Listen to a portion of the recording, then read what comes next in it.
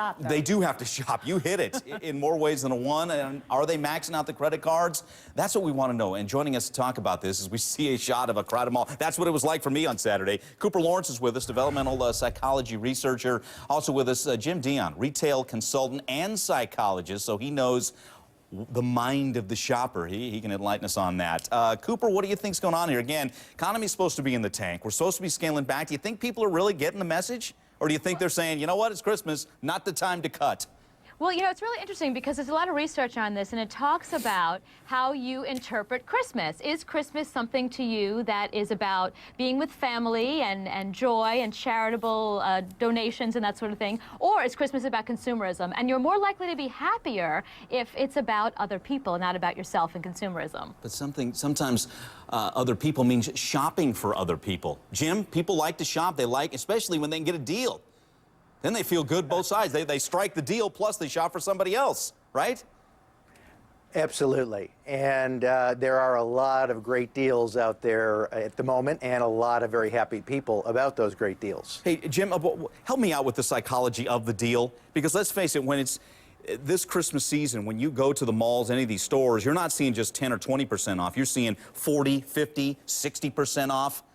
People are like, I got to do it, right? I don't care if I don't have the money. I'm irresponsible if I don't strike this deal.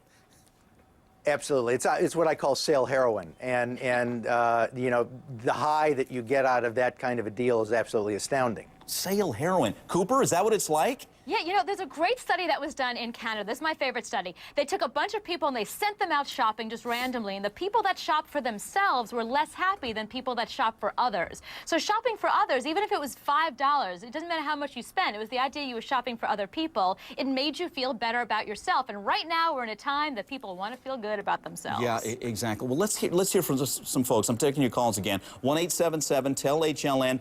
Are you shopping? You can't resist the deal, or are you literally scaling back? Let's check in with Tanisha in Ohio. Tanisha, what's your game plan? What are you doing there? I'm not really too much cutting back, but instead of going to the malls where the prices are a little bit more higher, I'm shopping at stores like the Family Dollar and Big Lots that have a lot of cheap products, but sometimes they have a lot of name brand products, so that's how I'm cutting back this season. So are you saving money by going those places? Yes, a lot of money, and I also can say that I got a couple more gifts than I did last year shopping at places like the mall. I got a little bit more. Getting some quantity out of it. All right, Tanisha. Jim, what are you seeing with the numbers? I mean, are the holiday sales up or down? You'd think they'd be down, but like I said, I would go to the mall, and you go to the malls, and they're packed. You know, do the very simple math. If discounts are averaging 30, 40 to 50% at every store, and yet retailers are only down 2 or 3%, what does that tell you? They're packing them in. It seems like it. Exactly. That just like the last caller said, that she got a lot more items for her money than last year. That's exactly right. Let's get one